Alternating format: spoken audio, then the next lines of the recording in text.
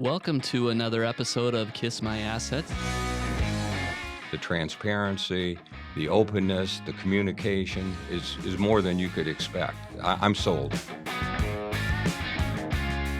Don't let the fact that you don't know something or don't know enough about something hold you back. I knew I wanted to invest. What better way to invest than to invest in what I already know that I love, which is real estate. It was initially the 12% return, but it quickly turned into the people. Well, welcome to another episode of Kiss My Assets. We're excited to have Alexandra Arboleda with us today. She's an attorney and practices a lot in water law here in Arizona. And this is a question we get a lot from our investors about the water situation in Arizona. So we want to just have you come on the podcast, ask you a few questions. You just did a big presentation to our office, which was great. And we learned a lot. And thank you for joining us here for a few minutes. Well, thank you for inviting me. I love to talk about water, and it's a pleasure to be here. Yeah, well, this is exciting for us. Yeah, water is a big deal in Arizona. So part of the reason we live here is because of the pools that are in everyone's backyard, and we need those in the middle of summer. But we also know that we've been in a drought for a long time, and that we rely on water from elsewhere here. So, but if you were to boil it down to kind of where we're at and why there's challenges, how would you describe that to someone who doesn't know much about it? Sure. I think one of the things that's important to understand is where our water comes from. So we here in the Phoenix metropolitan area, we rely on groundwater, Colorado River water, other surface water supplies, which are like the Salt River, the Verde River, and then also reclaimed water, recycled water. So those are kind of our four main sources of supply. And the largest supply comes from groundwater, but Colorado River is the second largest supply, about 36% of our supply. And we are facing water shortages on the Colorado River system. So our reservoirs are very low, and we're concerned that because the Colorado River system is overallocated and we're in a 23-year-long drought, that the reduction in that supply could have an impact on our daily lives here in Phoenix. And when does that start potentially impacting us, potential restrictions? And I think that's what a lot of people think about is, can I keep watering my grass or my plants? And when does the shortage of supply, when would that really start impacting us? Or is it already and we just don't know it? Well, so what I like to remind people is that we have a pretty resilient supply. So if we have less Colorado River water, we can rely on these other sources. And the Salt and Verde River systems are overflowing this year. We have a lot. And then we also have a lot of water stored underground, groundwater. But each city has its own water portfolio. And so a city that relies more on Colorado River water may be impacted sooner or more than a city that does not rely on Colorado River water. So they may be impacted differently by the shortages. I think in terms of when is it going to impact the cities, so because of our priority system, the city's municipal and industrial supplies are the highest priority. They're protected, so they haven't really been impacted yet. But when we get to a tier 3 shortage, you'll start to see it cut into the city's supplies a little bit more. We're at a tier 2B shortage right now. We're tiered 2A this year, and then in August, we'll know what tier we're in for next year, but it's most likely going to be lower than a tier 2A, somewhere between tier 2B and 3. So we will be impacted by the shortages at that point. But a lot of cities they use some of that Colorado River to store underground and get credits. And so it may be that they're just going to cut back on that and that you won't see it directly. But most of the cities have drought plans and they're tied to the tiers. So they will implement more and more restrictive conservation measures as we get to lower tiers. So we're already starting to see some of the things implemented in different cities. Yeah, who's being impacted now? right now, most of the things you're seeing are incentives to use less water. So not restrictions, but some cities are paying people to take out their lawns. I know the city of Scottsdale is doing that. Some cities have tiered water pricing I talked about earlier, and where they are incentivizing people to use less water for outdoor landscaping and that kind of thing while protecting their basic needs supplies. So Arizona, generally, we prefer to do things by incentives and gradual changes. We have planned pretty well. We have the 100-year assured water supply requirement. So I always tell anybody who is living here now, we have enough water. It's really more, are we going to be able to keep up with our future growth, and at what rate or at what level? How are we going to do that? But we may start to see some more restrictions on watering as we get down to a tier 3, that kind of level. I know that there's a lot of the water goes to agriculture, and Arizona has a lot of agriculture, even though we're in the middle of the desert. About how much of it goes to agriculture versus to our homes? Is it twice as much, or? So agriculture in Arizona uses between 70 and 80% of our water supplies. Wow. So it's quite a lot more.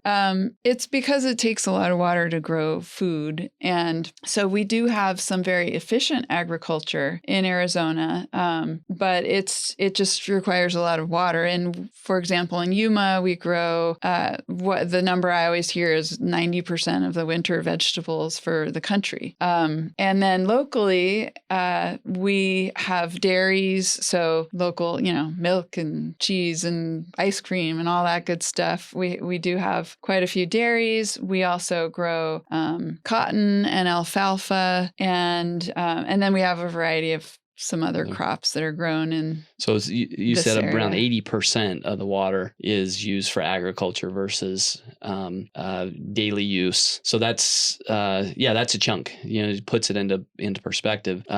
When I talked with one investor who we talked with maybe 6 months ago, and they were very concerned about water. And one of the things that's often stated by government authorities is in the valley, the Phoenix Valley, we use less water now than in the 1950s, when there was a couple 100,000 people here, and now we have 4.5 million. And how is that possible? Like they don't get that, but that does kind of go to show that there's a lot of conservation that has taken place.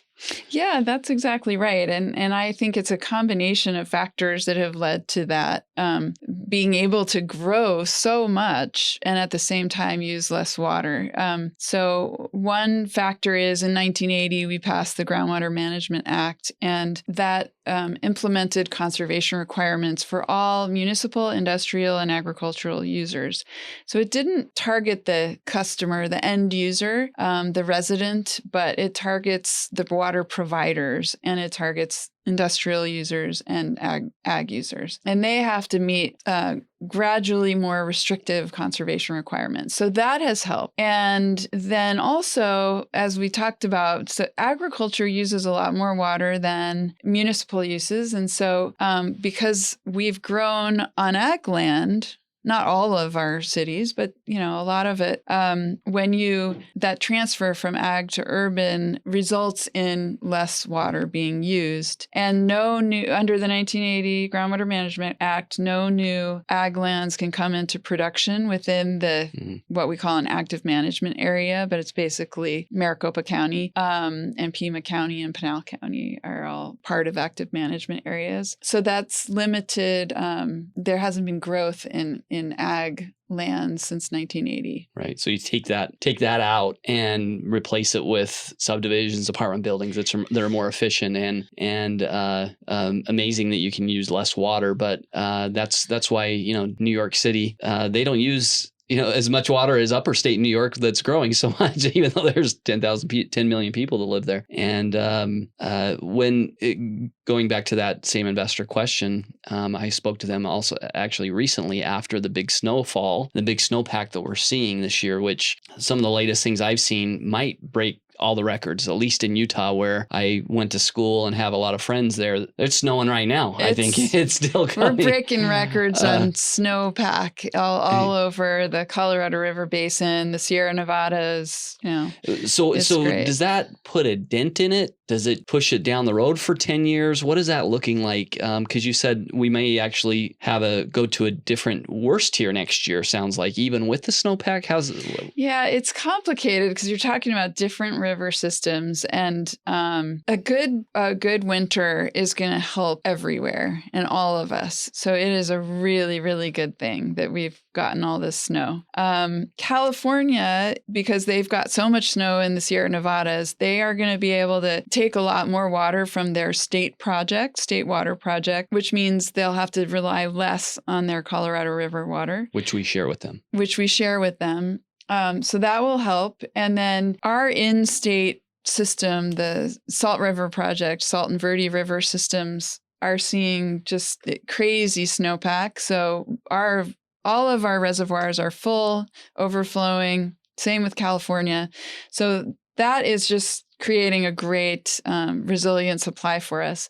The Colorado River, the headwaters there are in Colorado and Wyoming. The Green River is the tributary from Wyoming. It's a little bit different, and Utah relies on the Colorado River. It's a little bit different because it's over allocated. So our reservoirs in that system are so depleted that one good winter isn't going to solve it. So we need more than one good winter. And we also need to come up with an agreement between the states and Mexico and the United States on how to better manage the river and how we can all use less. So it's going to help us. It puts a little bit of breathing room around the conversation, but there's still an issue with this agreement that we've over-allocated what's available.